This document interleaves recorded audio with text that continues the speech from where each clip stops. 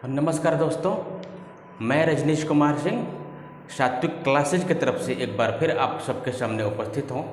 जैसा कि मैंने आप सबसे कहा था कि डेली एक वीडियोज़ हमारे अपलोड होते रहेंगे यूट्यूब पे आपके बीपीएससी करंट अफेयर से रिलेटेड या फिर और भी जो चीज़ें हैं उन सबको लेकर, यानी कि बहुत सारे मुद्दों को लेकर अब अपडेट होते रहेंगे। इसमें मैं क्षमा प्रार्थी हूँ कि 2-4 दिन लेट हुआ, इसमें कुछ व्यस्तताएं थीं, इसकी वजह से ये जो गैपिंग हुई बीच में, ये गैपिंग इसीलिए हुई। लेकिन अब हमारा ये प्रयास रहेगा कि आज के बाद ये गैपिंग कभी ना हो। तो और जैसा कि मैंने आपसे पहले ही बताया था कि सात्विक क्लासेस यूपीएससी से लेकर सारे स्टेट पीसीएस यानी कि BPSC, UP PCS, Jharkhand PCS, MP PCS, Rajasthan PCS, यानी कि लगभग जितने पीसीएस होते हैं जो ज़्यादातर हाईलाइटेड रहते हैं उनसे रिलेटेड टॉपिक्स आते रहेंगे। इसके अलावा नीट और आईआईटी-जी, नीट मेडिकल और आईआईटी-जी के लिए भी हम लोग क्लासेस लेकर आ रहे हैं और उससे रिलेटेड वीडियोस भी यूट्यूब पर अपलोड होते रहेंगे। लेकिन चूँकि आज हम यहाँ पे चर्चा कर रहे हैं, 10-12 क्वेश्चंस लेके आया हूँ, बिल्कुल छोटे छोटे क्वेश्चंस हैं। मैं उसकी यहाँ पे चर्चा करूँगा जो कि बीपीएससी से ही रिलेटेड है। 12 दिसंबर को चूँकि बीपीएससी पीटी का एग्ज़ाम है, तो इसी को ध्यान में रखते हुए हम ये सीरीज़ लेकर आए हुए हैं। तो आज से डेली एक एक वीडियोस हमारे अपलोड होते रहेंगे। तो चलिए हम देखते हैं। हमारा सबसे पहला प्रश्न है कि अभी हाल ही में चर्चित हासीमारा किस राज्य में स्थित है? हाल ही में चर्चित हासीमारा किस राज्य में स्थित है? मेरा ये प्रश्न है। हाल ही में चर्चित, हाल ही में चर्चित हासीमारा, हासीमारा एक जगह है, ये कहाँ स्थित है? ये कहाँ स्थित है? ये कहाँ स्थित है? तो ये जो हासीमारा है, ये हमारा ये प्रश्न नंबर 1 है। हासीमारा, इसका आंसर होगा, इसका उत्तर होगा पश्चिम बंगाल। पश्चिम बंगाल। यहाँ पे चाइना को जवाब देने के लिए हमारे भारत सरकार की तरफ से राफेल या उससे रिलेटेड जो भी सैन्य चीज़ें हैं, जो हवाई चीज़ें हैं, उन सबको यहाँ पे अलर्ट किया गया है, उनको यहाँ पे लगाया गया है। तो इसका ध्यान रखना है कि हासीमारा कहाँ स्थित है। ये आपका पश्चिम बंगाल में स्थित है। अब चलते हैं हम अपने अगले प्रश्न की तरफ। नोट कर लीजिएगा, हाल ही में चर्चित हासीमारा कहाँ स्थित है। मेरी आवाज़ बिल्कुल स्पष्ट है। तो हासीमारा पश्चिम बंगाल में स्थित है। दूसरे प्रश्न की तरफ चलते हैं। अब हम दूसरे प्रश्न की तरफ चलते हैं। दूसरा प्रश्न हमारा है, हाल ही में पाकिस्तान के पर्वतारोही शहरोज कासिम किस पर्वत पर चढ़ने वाला दुनिया का सबसे कम उम्र का पर्वतारोही है? हाल ही में पाकिस्तान के पर्वतारोही, यानी कि प्रश्न संख्या 2 है, पाकिस्तान के पर्वतारोही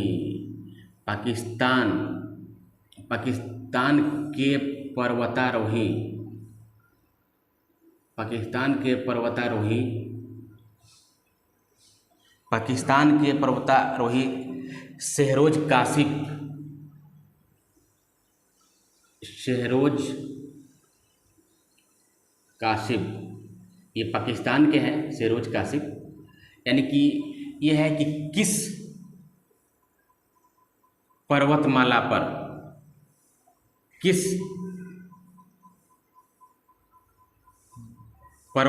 पर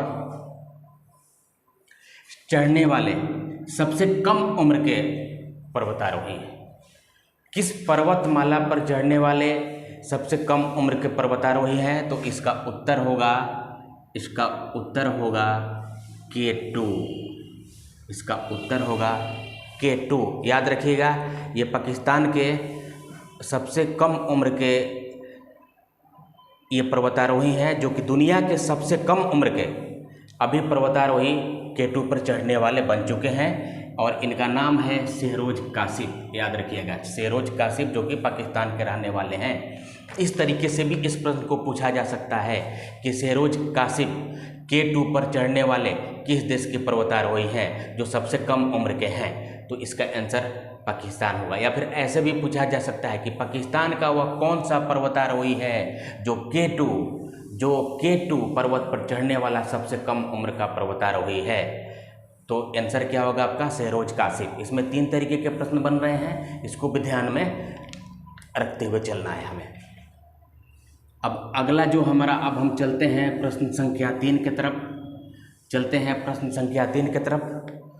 हमारा जो प्रश्न संख्या 3 है, हमारा प्रश्न संख्या 3 है कि भारत का पहला ग्रीन सेज कौन है?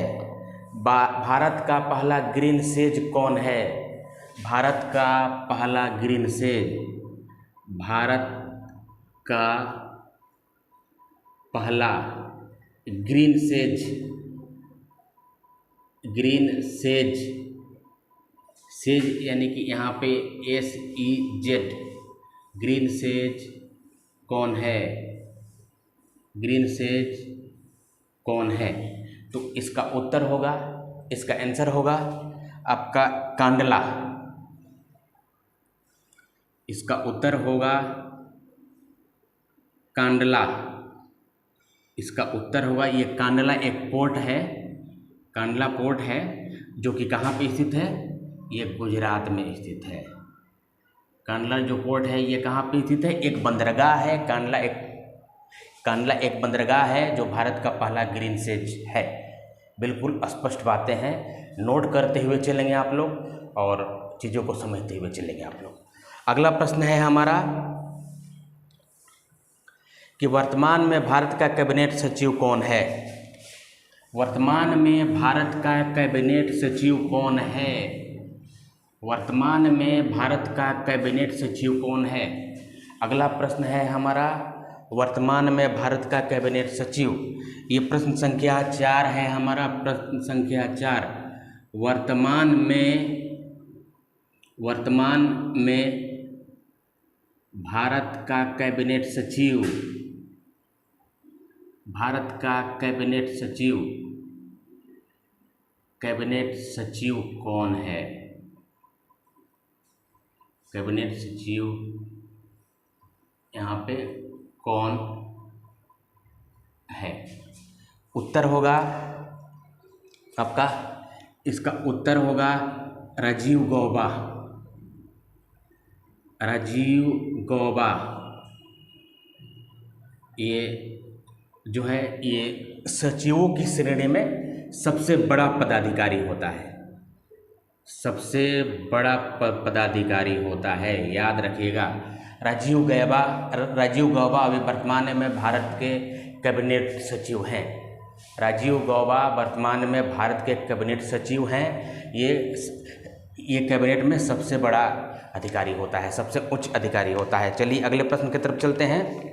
अगला प्रश्न है हमारा, मई 2021 में सर्वोच्च न्यायालय के आरक्षण के, प्रश्न को समझिएगा, मई 2021 में सर्वोच्च न्यायालय के आरक्षण के 50% सीमा के उल्लंघन ने किस राज्य के नए आरक्षण प्रावधान को रद्द किया? मई 2021 में हमारा अगला प्रश्न है, प्रश्न संख्या 5 है हमारा, प्रश्न संख्या 5 है हमारा, प्रश्न संख्या 5 है। मई 2021 में प्रश्न संख्या 5 है यहाँ पे हमारा, मई 2021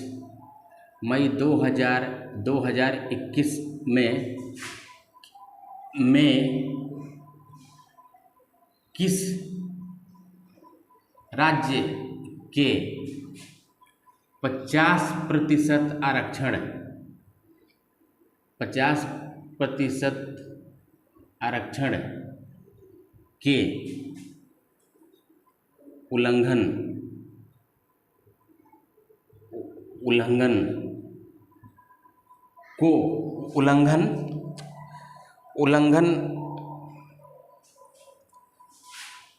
उल्लंघन ने किस राज्य के नए आरक्षण के प्रावधान को रद्द किया? उल्लंघन ने किस राज्य के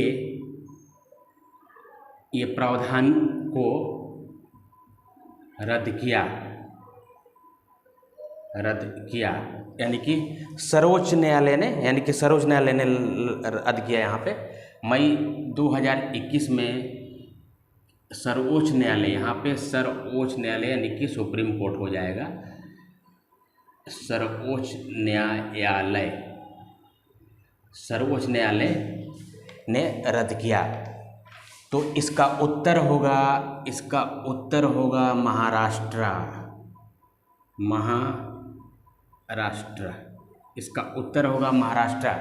मई 2021 में महाराष्ट्र सरकार अपने राज्य में ऐसा प्रावधान लेके आई कि जो भी मराठा लोग हैं, यानी कि महाराष्ट्र में जो भी मराठा लोग हैं, उनको महाराष्ट्र राज्य में 50% से ज़्यादा का आरक्षण देने का, सरकारी नौकरियों में 50% से ज़्यादा का आरक्षण देने का प्रावधान बनाया, जिसके उल्लंघन के लिए सुप्रीम कोर्ट ने, महाराष्ट्र राज्य के विधानसभा ने जो नियम पास किया, जो बिल पास किया, जो कानून पास किया, उसको सुप्रीम कोर्ट ने सिरे से खारिज कर दिया।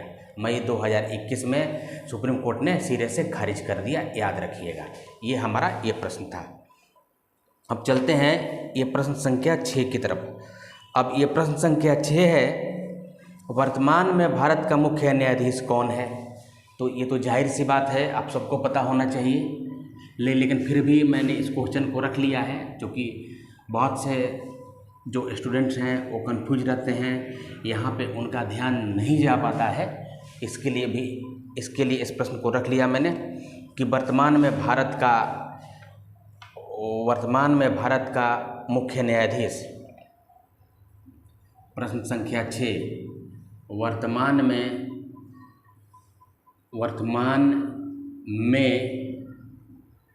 भारत का मुख्य न्यायाधीश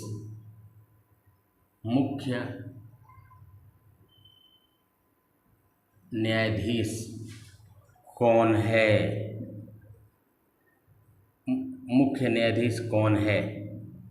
उत्तर है, इसमें तो ज़्यादा डिस्कशन करने की बात भी नहीं है, एन.वी.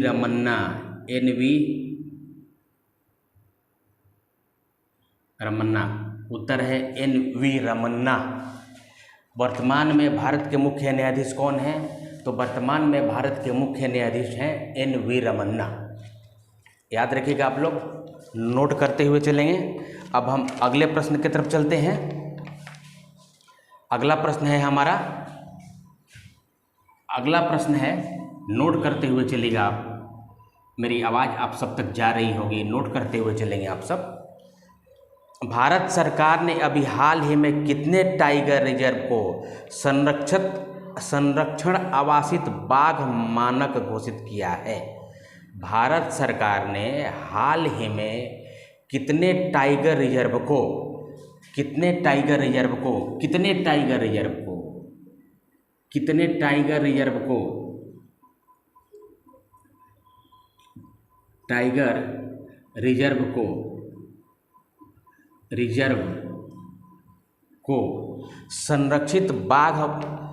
संरक्षित आवासित बाघ मानक घोषित किया है? संरक्षित आवासित संरक्षण आवासित बाघ मानक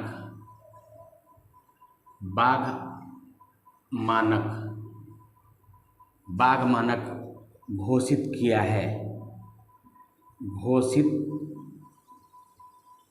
है। अब यहाँ पे भारत सरकार हो जाएगा। भारत सरकार ने हाल ही में कितने टाइगर रिजर्व को संरक्षण आवासित बाघ मानक घोषित किया है?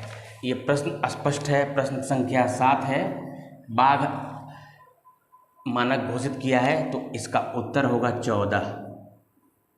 इसका उत्तर होगा 14, बिल्कुल याद रखिएगा, इसका उत्तर होगा 14। अभी हाल ही में भारत सरकार ने कितने टाइगर रिजर्व को संरक्षण आवासित बाघ मानक घोषित किया है? इसका उत्तर होगा 14। इसका उत्तर होगा 14। मैं विकल्पों को नहीं रखा है, मैंने विकल्पों को यहाँ पे न रखने का कारण ये है कि हमें लिखना पड़ेगा ज़्यादा, तो इसके लिए टाइम हमारा ज़्यादा वेस्ट होगा, टाइम ज़्यादा लॉस होगा। इसको ध्यान में रखते हो मैं डायरेक्ट आपको उत्तर बता रहा हूँ, प्रश्न और उत्तर की चर्चा कर रहा हूँ। दूसरी चीज़ ये है कि अगली क्लास में हम जब आएंगे, अगला वीडियो जब हमारा आएगा, तो उसमें हमारी कोशिश ये रहेगी कि ज़्यादा से ज़्यादा प्रश्नों को देखने की कोशिश करेंगे। कल से जो भी हमारे वीडियोस आएंगे उसमें ज़्यादा से ज़्यादा प्रश्नों को देखने की कोशिश करेंगे। चलिए अब अगले प्रश्न पर चलते हैं, इसे नोट कर लेंगे आप। अब ये प्रश्न संख्या 8 है। अब चलते हैं प्रश्न संख्या 8 की तरफ। हमारा जो प्रश्न संख्या 8 है ये है, हाल ही में 2021 का महाराष्ट्र भूषण पुरस्कार किसे देने की घोषणा की गई है? महाराष्ट्र भूषण पुरस्कार, ये प्रश्न संख्या 8 है। महाराष्ट्र भूषण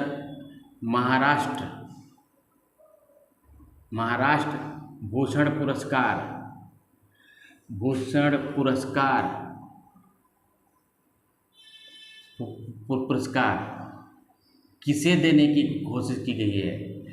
किसे देने की घोषणा की गई है? देने की घोषणा की गई है, घोषणा की गई है अभी, यानी कि 2021 में 2021 का महाराष्ट्र भूषण पुरस्कार किसे देने की घोषणा की गई है? आपका उत्तर होगा आशा भोसले। आशा भोसले जो कि गायिका हैं, आप सबको पता होगा। आशा भोसले का नाम देश दुनिया में कौन नहीं जानता है। बहुत अच्छे अच्छे गानों में, यानी कि गीतों में इनका योगदान रहा है, बहुत अच्छी गायिका रही हैं। तो हाल ही में 2021 का महाराष्ट्र भूषण पुरस्कार आशा भोसले जी को देने की घोषणा की गई है। इसे याद रखें कि आप लोग, ये प्रश्न है, ये उत्तर है, आपके सामने है, नोट कर लेंगे आप सब। मेरी आवाज़ भी आप सबके पास स्पष्ट जा रही होगी। आवाज़ को सुनकर भी आप प्रश्नों को नोट करते हुए चलेंगे। चलिए चलते हैं अगले प्रश्न पे। अब हम चलते हैं प्रश्न संख्या 9 पे।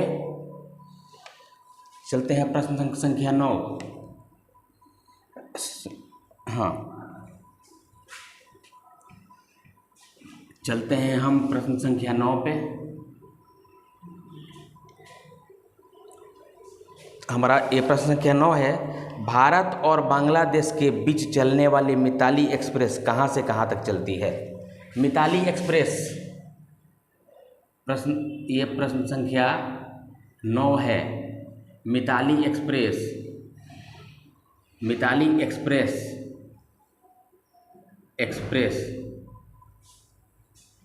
ये भारत और बांग्लादेश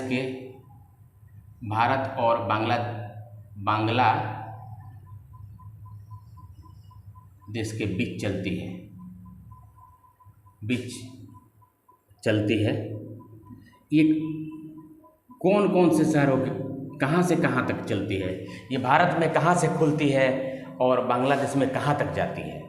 ये मिताली एक्सप्रेस भारत और बांग्लादेश के बीच एक ट्रेन चलती है, एक ये रेल है, एक रेलवे है जो भारत और बांग्लादेश के बीच चलती है। ये कहाँ से कहाँ तक चलती है? तो इसका उत्तर होगा न्यू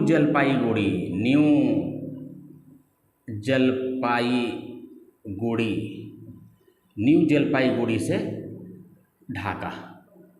ढाका बांग्लादेश की राजधानी है। न्यू जलपाईगुड़ी से ढाका तक चलती है।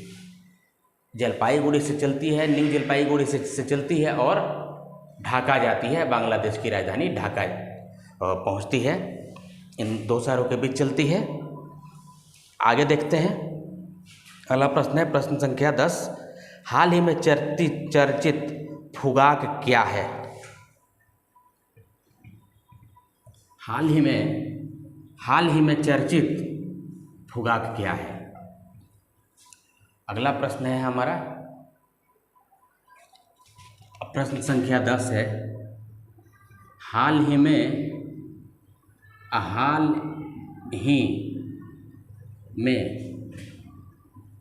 चर्चित फुगाक, ये फुगाक है, याद रखिए क्या है? हाल ही में चर्चित फुगाक क्या है? हाल ही में चर्चित फुगाक क्या है? उत्तर है हमारा, यहाँ पे उत्तर होगा हमारा, यह है सुपर कंप्यूटर। क्या है? Super computer.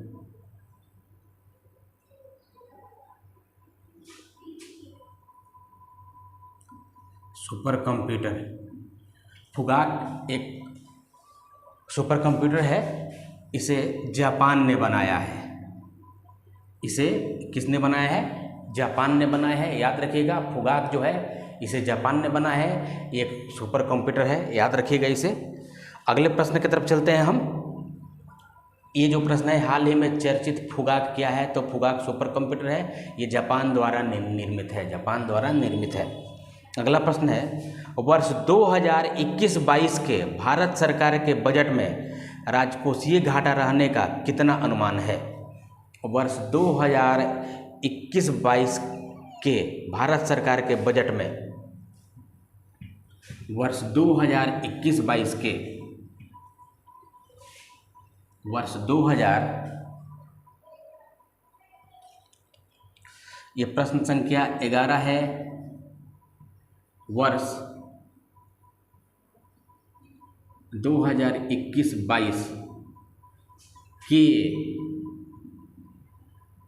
भारत सरकार के बजट में, भारत सरकार के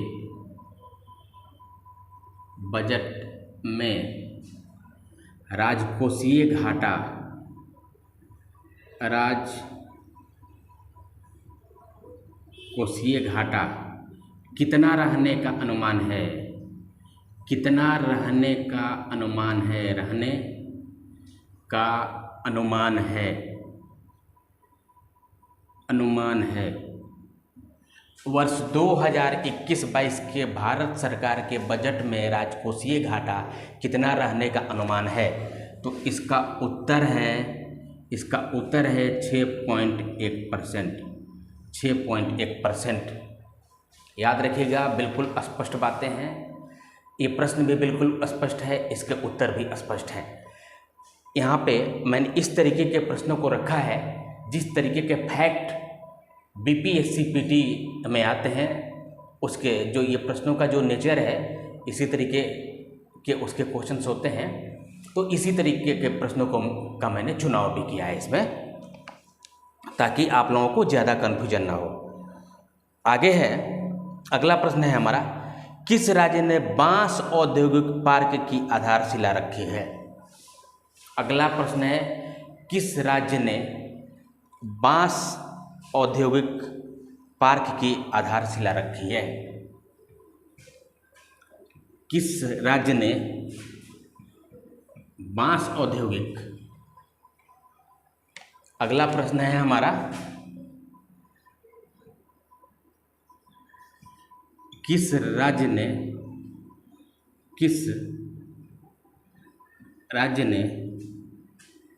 बांस तो जानते होंगे आप सब, बांस औद्योगिक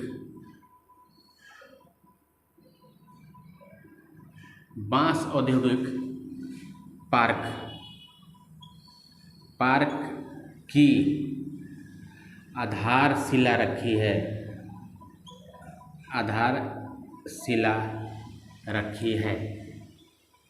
आधारशिला रखी है। इसका उत्तर होगा असम। असम एक ऐसा राज्य है जिसने बांस औद्योगिक पार्क की आधारशिला रखी है। ये हमारे जो 12 प्रश्न हैं, आज हमने चर्चा किया इन 10-12 प्रश्नों पे हमने चर्चा किया। यानी कि कल से हमारा ये प्रयास रहेगा कि ज़्यादा से ज़्यादा प्रश्नों के बारे में हम चर्चा करने की कोशिश करेंगे। और चूँकि देखिए मैंने यहाँ पे विकल्पों को नहीं रखा, डायरेक्ट प्रश्न और उत्तर के बारे में हमने डिस्कस किया, उससे रिलेटेड और भी जो भी चीज़ें हैं उसको डिस्कस किया हमने और आगे भी डिस्कस करते रहेंगे। लेकिन यहाँ पे सोचने और समझने वाली बात ये है कि हमें अपने समय का बचाव भी करना है कि कम समय में ज़्यादा चीज़ें हो पाएँ। तो हमारा प्रयास ऐसा ही है। तो चूँकि मेरा आप सबसे वादा था कि जैसे कि वीडियोस जाते रहेंगे, 2-4 दिन इस प्रक्रिया में लेट हुई, इसके लिए हम आप सबके सामने क्षमा प्रार्थी हैं। लेकिन इन 10-12 प्रश्नों के माध्यम से आप लोगों को कुछ न कुछ जानने को अवश्य मिला होगा और मेरी ऐसी उम्मीद है कि कुछ न कुछ आपको लाभ जरूर होगा। आगे जो है मैं आपको ये बता दूं कि सात्विक क्लासेज इन फ्यूचर सात्विक क्लासेज जो है ये नीट और आईआईटी यूपीएससी हर स्टेट पीसीएस से रिलेटेड जो भी एग्ज़ाम्स होते हैं उन सब के लिए बहुत कुछ लेकर आने वाला है और इससे रिलेटेड वीडियोस भी यूट्यूब पर अपडेट होते रहेंगे। फिर ये हमारी क्लासेस भी बहुत जल्द स्टार्ट होने वाली हैं। तो इसके रिगार्डिंग अगर आप लोगों की कोई क्वेरीज हो या फिर बीपीएससी से रिगार्डिंग किसी भी छात्र छात्रा को अगर कोई कन्फ्यूजन है तो यहाँ पे हमारा कॉन्टेक्ट नंबर दिया हुआ है। मैं कॉन्टेक्ट नंबर लिख देता हूँ, मोबाइल नंबर लिख देता हूँ। ऐसे आप लोग जब